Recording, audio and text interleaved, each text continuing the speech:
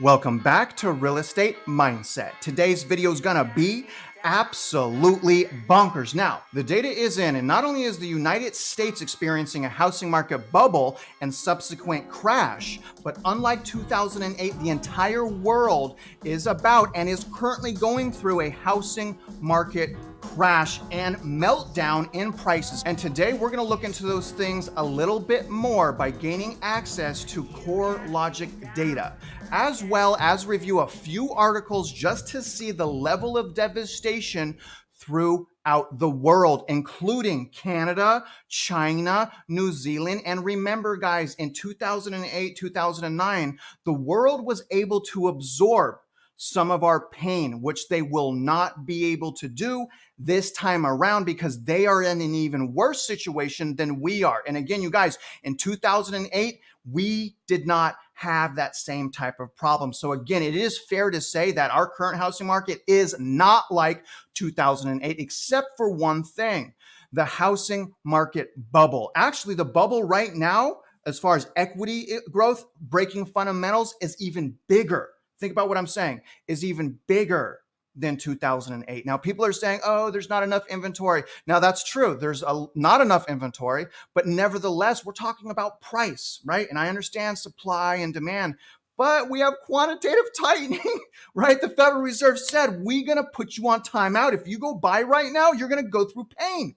That's what they said, right? Am I wrong? Did y'all hear Jerome Powell say the same thing? Regardless, guys, the world is on fire, and that's what we're going to really look at today. But remember this, I am not your financial advisor, even though I want to be. Maybe I want to be, maybe you want me to be, but I'm not.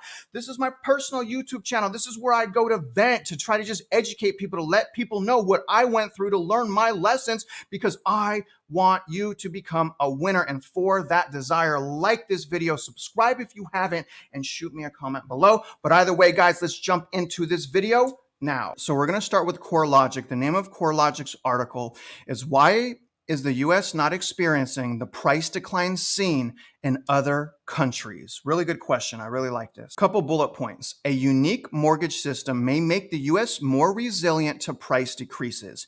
And I absolutely agree with that, guys. Nevertheless, we're going to have price decreases. We already are. But as a result of the last Great Recession, the Dodd-Frank Wall Street Reform Act was passed, and that created something called qualified mortgages. Qualified mortgages essentially are designed to protect the consumer and also to protect the lender from a lawsuit. In order for a lender to get qualified mortgage protection, they can only lend on certain parameters. For example, we can't go over 30 years. So a lot of people are saying 40 years. We can't go over into 40 years unless lenders want to lose the QM protection. And I can almost assure you guys, they don't want to lose that. So another one is interest only, negams, and things like that. So those don't fall under the Dodd-Frank Wall Street Reform Act. It's actually very, very interesting. And also prepayment penalties are also not allowed. And I don't know if you guys remember this, back in 02 to 08, PPP did not stand for Payroll Protection Program. It standed for prepayment penalty, and everyone that refinanced back in the day paid it. And it was a lot. It was like 3% of your loan amount. So think about that. So you add 3% to 8%, which is generally what it costs to sell your house. You're paying 11% back in the day just to save your house. So in other words, guys, what I'm trying to say here, thank God those laws were passed, because we would be in such worse shape if they weren't. So back to the article. As of November 22nd, 2022, other countries are experiencing post-boom corrections that are more pronounced than in the US. During the pandemic, there was an unprecedented boom in real estate worldwide. The 30-year fixed-rate mortgage is a unique product of the US and may make the US price correction stickier than in other countries. Home prices are sinking worldwide. At the end of September, home prices in New Zealand had fallen over 6% since their peak. Canada and Australia had similar declines of 5.5% and 4.8% respectively. Growth has reversed in the US too, but the drop is still less than 2% from the peak. Okay, so let me highlight another thing here. We have so many data providers right now, just like experts, that have completely different opinions.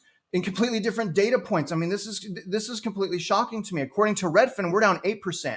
According to CoreLogic, we're down less than 2%. Now, I will say this, CoreLogic has been a huge disappointment for this entire time in 2022. And I used to lean on CoreLogic, but I have to tell you right now, CoreLogic has been behind the 8 ball this entire time. And quite frankly, they still think home values is going to continue to go up, even though they're acknowledging decline.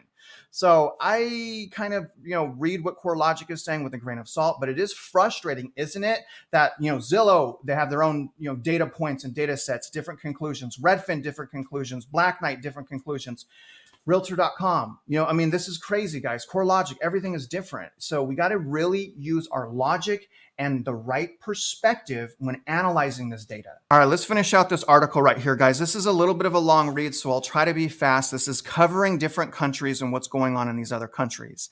New Zealand had the biggest boom with prices rising 46%. Again, New Zealand, biggest boom, prices rising 46% since January 2020. The US and Canada closely followed with a 41 and 38% increase respectively. Australian prices rose 28% during the same time period. Additionally, all 4 countries are experiencing high inflation that has led to sharp interest rate increases from their central banks. The rate increases combined with home price growth has caused the standard mortgage payment in each country to balloon. The reduction in buying power should create declines in demand within each country. Figure 1 shows the US with the last market where price began to decline, an indication that it is on a similar path to the other 3 countries. However, for sellers, things are potentially different. The US homes may prove to be sticky on the downturn when compared with the other countries. This is because the US mortgage market is unique. In the United States, mortgages are securitized, meaning the banks do not directly bear the risk of mortgages, but rather sell them to the government-sponsored enterprise GSE like Fannie Mae and Freddie Mac, which package the mortgages into mortgage-backed securities. This allows banks to extend more favorable loans for borrowers for longer periods. This generally takes the form of a 30-year fixed-rate mortgage with no prepayment penalties and the option to refinance the loan at any time if rate changes. But they also need the equity, by the way. As a result of this system, nearly all borrowers in the United States are locked into mortgages with rates at around 3% for the life of the mortgage. Overseas borrowers do not have the same luxury since banks hold their mortgages they sell and thus directly bear the risk, rather than passing it into an entity like GSEs. However, mortgages have similar lengthy terms of 20 years or more, but since the rate is not fixed, it is adjusted every few years. That's horrible, by the way. So again, you guys, what this is saying is other countries normally don't have fixed rates. Imagine that. I mean, seriously, imagine that. Your payment would go up 50% in less than a year, practically, right? Is that kind of crazy? Maybe not 50%, because that would also count home value going up. But I'm saying, regardless, it's really scary that they don't have fixed rates. That's crazy. In New Zealand, for example, over half of the outstanding mortgages will have their rates changed in 2022. That's scary. The availability of long-term fixed-rate mortgages for U.S. borrowers means that homeowners are disincentivized to move, since it requires them to give up their current rate, which has the potential of putting people in substantially worse financial positions.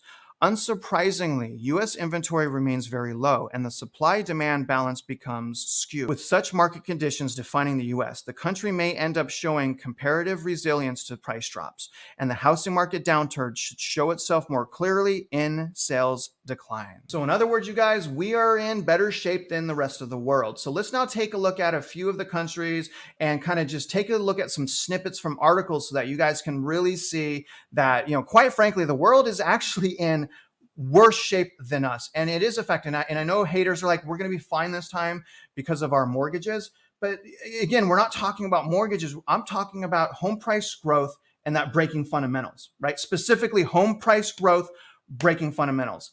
That's what I'm talking about. But regardless, guys, let me show you some of these snippets right now. So here's the first one from CNBC. This is UK property market is at risk of major downturn as recession fears loom. And this is the United Kingdom, obviously, guys. The UK property market could be on the verge of a major downturn, with some market watchers warning of a collapse in prices of up to 30%. So there are several people that think the United Kingdom will actually go down 30% 3% in value. And here's the thing, guys, that really hasn't started yet. So don't jump in the market right now if you can wait and go buy a house. Now, and if you're well qualified, if you're expecting a decline, by all means, go find a good deal, right? But what I'm saying is as time goes on and we get past December, because normally December is actually a strong month, it was for me in sales, it's going to get way worse. Okay, so let's get through that. We're past the midterms now. Let's get past the holidays, and then it's going to be a much better time to purchase, at least in my opinion. Let's jump back into the article. And you guys can go to Google and look at this stuff yourself as well. But here's another one on the Swedish housing market. So the Swedish housing is now in the worst shape since the 1990s. Home prices fell by 3% in October, which is annualized at 36%. Data from Vanguard shows declines are largest for detached homes as power costs surge. So it's probably the war it's starting to hit. Obviously, you know, the UK, these areas like that, because of the energy costs and the war. Here's another one right here, y'all, on Canada. Canada house prices to tumble 17.5% peak to trough, says analysts. So again, and I want to have, we have a buddy in our group that is from Canada. His name of his channel is called Market Mania. I wanted to get him on our channel, guys, just so he can talk to us a little bit more about Canada, because it does definitely appear that Canada is in worse shape than the United States. Now, here's an article from Bloomberg on China. This says China's property crash sends billionaire founders heading to exit. So obviously China is getting absolutely destroyed. A couple bullet points. Long force shares and bonds tumble after Wu Zhan quits. Once China's richest woman, Wu has lost 2/3 of wealth. Unbelievable to lose 2/3 of your wealth. And here's CoreLogic's final graph right here, y'all. And let me explain what this is. Essentially, the black line's Australia, and then the purple is Canada, and the less purple is New Zealand. I mean, why can't we do different colors? Whatever. Green is United States. So we can all see they kind of peaked around the same time, the beginning of 2022, and then everyone's market essentially started going down. And what this is really trying to show you is the green line. The green line is the United States. So you can see, according to this data, which I don't trust, the green line has not dropped as much as Australia, Canada, and New Zealand, with Australia dropping, pretty sharply, Canada dropping pretty sharply, New Zealand. This is a very interesting chart, y'all. So again, go to my description, check out the link for yourself, guys. I'm always including the links just because make your own minds up, okay? I am sharing with you my opinions. I know my opinions are a little bit radical, but I've learned the hard way, and I don't want you to learn the hard way if I can help prevent that. But either way, guys, I'm trying to empower you by actually giving you the links, right? Go do some homework, figure this stuff out. So in conclusion, we now have data, not just in the United States, but we have data now around the world that is all pointing to the same thing, that home prices are going down and will continue to go down. So please, guys, don't get caught up in losing your patience and thinking right now is the time to buy real estate. We just had a recent drop of interest rates, and historically, December has been my second strongest performing month because sellers and home builders do outrageous buying incentives normally to try to sell their homes before year end. And in turn, that's probably going to decrease supply and level out home price declines in the month of December. But again, guys, keep your heart strong because this is only temporary, but be prepared for December to look like the market is trending the other direction. But understand that's not the reality. Now, other than that, guys, I really hope you guys got some value, perspective, and insights from today's video. And if you're out there investing in real estate, I wish you luck, and I hope you win.